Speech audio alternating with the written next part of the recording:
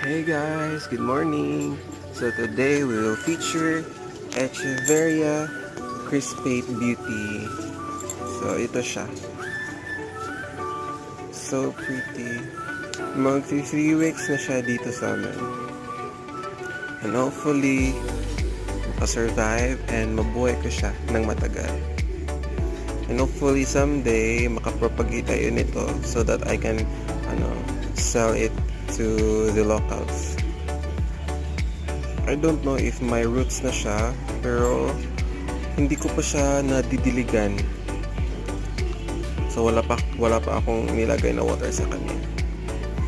Kasi I'm scared baka magka-root rot at mamatay. So once again, Crispate Beauty.